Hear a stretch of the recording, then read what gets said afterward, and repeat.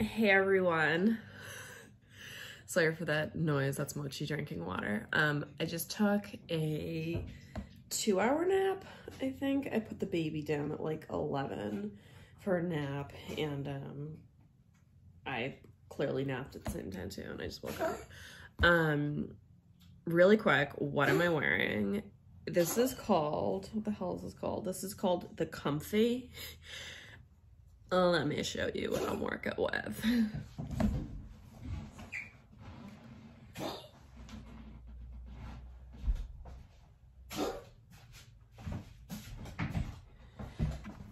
It's like a wearable blanket. I'm not even joking when I say that.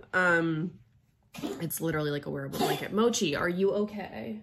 Mochi, what is going on? So I just woke up from a nap, and you guys left me like a bunch of really nice comments on my last video. Somebody said I looked 18. Thank you, because I just turned 34, so I really appreciate it. I have like the weirdest pimple coming in right here. Like, it's on my eyebrow. It's so strange. But I just thought I would do like a nice video where I just talk to you guys, because I haven't really done one in a while, and we haven't just like sat down and talked. Like, girlfriend, grab yourself a coffee, let's just sit down and talk. My bed is unmade and everything looks crazy around me, sorry, and I literally have not washed my face. I like woke up to take care of the baby, and I didn't even shower yet, and I just poured myself a giant glass of coffee, and I was like, let me just talk to everybody. So quarantine, or like shelter in place, like, this is crazy, huh? So I stopped taking clients for like eyelash extensions around like March. I guess like March 12th was like when I like really stopped taking clients. I really thought that it would be like a month or so that we would be sheltering in place. So it's really nuts that it's like so long that it's like, Yuki, stop licking. Yuki keeps like licking her paws. She's on like medication and stuff.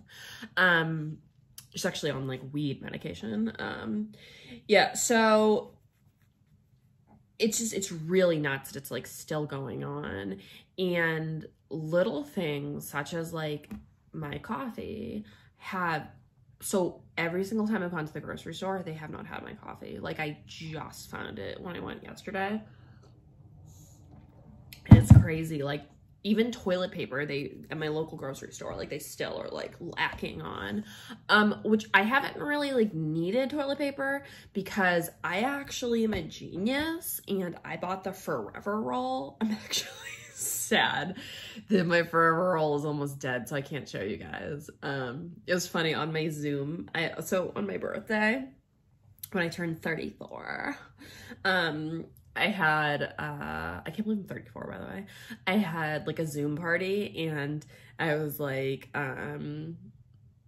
smoking, and I was like, you know, showing my friends, like my friends and I were just like talking, and I was like, wait, I was like, let me show you guys, because everybody was like talking about toilet paper, and I was like, let me show you.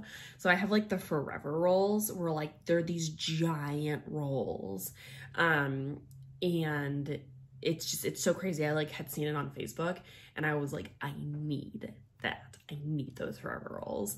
So at my birthday, I was like, wait, and they like showed the big roll. It's crazy because it was like this big compared to like the normal roll, and everybody was like, oh my god. But yeah, like we have like Forever Rolls. I'm almost out, but they're these huge toilet paper rolls, and then we also just have like tons of toilet paper from just like stocking toilet paper, I guess. So we've been like needed it, but it's crazy that like every time I've gone to the grocery store, I've like kind of like clocked it. I've like looked over and like it has some in toilet paper. I'm like, dude, crazy, like crazy. So I have been sober for, well, wait, Alexa, how many days ago was August? There are 366 days. Alexa, how many days ago was August 8th? August 8th, 2020 is in 99 days. Okay. Alexa, How many days ago was August 8th, 2019? August 8th, 2019 was 268 days ago. 268 days I have not drank alcohol. Woo! So, I loved alcohol, like loved it, like with a passion, like loved going to clubs, loved going to bars, loved going to social gatherings, loved drinking alcohol. At Winter's first birthday, I was like, sangria, and Chris was like, why are you like drinking at her birthday party? And I was like, it's a party. And he's like, yeah, but it's a 1-year-old's. It wasn't even her one, it was her 6-month birthday party. He was like, yeah, but it's her 6-month birthday. And I'm like, sangria.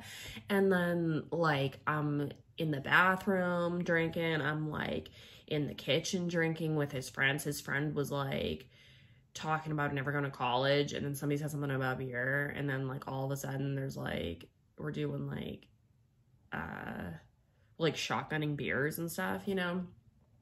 And like I just loved drinking so much. Like it just did so much for me.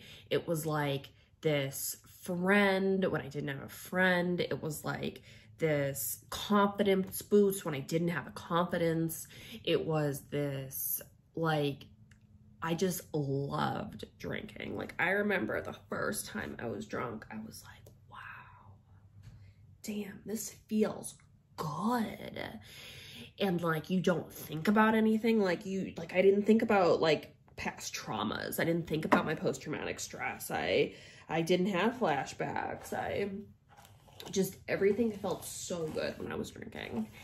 And also I think it was like a good excuse, you know, like, oh well, I was drunk, like, oh I was drunk, like, oh I did that but I was drunk, you know. And it was kind of like my alcoholism was almost cute or like fun for a really long time. Like I would go out with friends and we would just get like obliterated. Like one of my best friends, who's not my best friend anymore, we actually had like a really like bad breakup because of Chris, because she didn't like him. Like we would literally go out and we would just like pound drinks, and it would be like at one point where I would look at her and I could just tell she was like blacked out, and I was like jealous. Yuki, stop.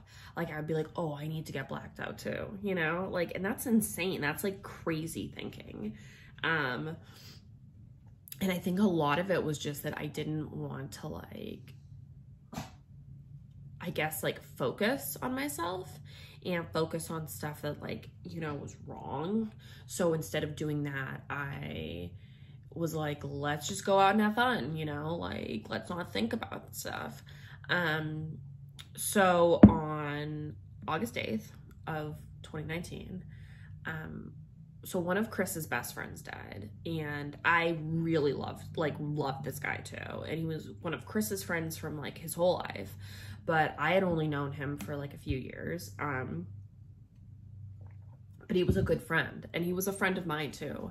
Like if Chris and I had a problem, I would call him and he would talk to me. Like we would go to bars and like him and I would sit and talk. Like he was always like fun and like happy, and he was such a great guy. So he died. And his, after his funeral, they had like an open bar, and Chris and I had talked about the fact that I wasn't gonna drink anymore. But it like, he had said, oh, you shouldn't drink. And I was like, yeah, okay. But in my mind, I was like, oh, I'll drink again. Like, I want to drink again. Like, I'll drink again. And then at that thing, like, I remember I was like hiding my drinking from Chris. And I was like, the whole day was just, it was like really fun after the funeral, because we all started like just drinking. And then it went from like this really sad funeral to me being like just obliterated. And the last thing I remember is we were like at this kind of like pond thing or like water body thing. I don't even really know what that's called. And I remember that. And I remember like taking this bottle of Fireball. I was like taking a shot of, I was like taking Fireball like to the head. And then the next thing I remember is I'm in the car with Chris. He's driving, the baby's in the back seat, and we're on the highway, and I'm just like fighting him. I rip open the door. He's trying to get me in the car, so he's like pulling my dress, and I'm like fighting him. We're in the middle of the highway. I get out. I'm like screaming. I'm like trying to get other cars to like get me in their car or something. Like totally don't know what's going on. I'm trying to get the baby out of the backseat of the car. Chris is screaming. Like people are like don't know what to do. Chris is like, don't touch the baby. Don't touch the baby. And I'm like just hysterically crying, and I'm like screaming at Chris, and I'm like, this is it. This is the last time. This is it. But in my mind at that moment, I was screaming this is it because I was like done with Chris. Like he had done something when he didn't do anything. But in my mind, I was like, this is it. Like this is the last time. But really it was like I was done with alcohol at that point. So I'm like trying to get the baby out of the backseat of the car, like I'm endangering my whole family. So Chris is screaming at me. I literally like, he gets me away from trying to get the baby out of the car seat. And then I literally just like run up to this car, and I'm like banging on this car, screaming. And the car is like not letting me in. The guy is like clearly this girl's like on something. And the guy drives away, and I like ran into the woods. Like literally, I like ran into the woods. I'm holding a $6,000 Chanel bag, dressed up, hair, makeup. Like on the outside, I look great. On the inside, I'm like a disaster. And I just like ran into the woods, and then I like fell asleep in the woods. And I remember like waking up in the woods and just like crying, and then I'm like peeing. I was like, oh, I have to pee, so because I was drinking, so I was like peeing, and I remember just like peeing and crying and being like, what the fuck is going on? Like I didn't even like know what was happening. Like I was so insane. And then I walked to this bar, and the bar is actually like super close to like where I live. But in my like craziness, like I really didn't know what the hell was going on. Like I really didn't know what was happening. So I walked to this bar, and I needed my phone, by the way. Like somehow in all of this drunkenness, this other really drunk girl got my phone and thought that my phone was a guy's phone and was gonna break it. And then our other friend saw a picture of me in winter as my screensaver and was like, that's Chris's phone, like stop. And like got my phone away from her. So yeah, so I need my phone. So I like, also my dress is all torn. Like I looked like I was like beaten. So I go up to the people that like work there, and I was like so drunk. Like I didn't know what, like I had my wallet. So I'm like buying more alcohol at this bar, at this like restaurant bar. It was like a restaurant bar, but like the bar part hadn't been opened yet. Like, or there wasn't people, it was just me. So I'm like talking to the waitress lady, I'm like crying.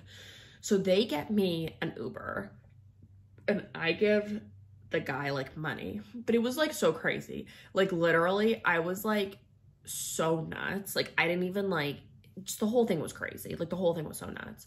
And that was the last time I drank, and I have no desire to drink, and I never want to drink again. Then later I like somehow got this Uber, and the Uber took me to Chris's sister's house. Like it was just so nuts. The whole thing was so crazy. And then like Chris had to come find me, and it was like, it wasn't even just like embarrassing. It was like so eye-opening to the fact that like I put myself in danger. I've been putting myself in danger like my whole life, and it hasn't stopped me. But putting my daughter in danger, and putting my boyfriend in danger, and like putting my family in danger, and putting like their well-being in danger, that was the thing that just stopped me. Because I honestly, like, if they got hurt because of me, I would kill myself. So that was the thing that stopped me from drinking. So yeah, I smoke weed like every day, but no alcohol. What are some things that have helped me be sober? I would have to say that I really, really love smoking weed, and I never really smoked weed that much before, but like smoking weed, eating edibles, that has really helped me. Also being on antidepressant medication has really helped, which I actually started like 4 years ago, but I also think that that did not help with the alcohol when I was like drinking. It was like making me more crazy. Also, like I have like a bunch of fake alcohol in the house, like fake champagne, and I'll like, if ever there's like an exciting moment or like on my birthday or if something we want to celebrate, I'll literally bring out the like fake champagne and I'll like put it in a champagne bottle. I mean, it's in a champagne bottle. I'll put it in a champagne bucket with ice, and I'll get my champagne glasses out. And I like the ritual of doing that. And it's almost like, because I never really liked champagne before, but I just liked how like the atmosphere of it, like the look of it. So that has definitely helped, because then it's like I get that experience without getting that experience, you know? Yeah, all right, so I'm gonna wrap this video up and I will talk to you guys later. Bye. Hope you're all doing good.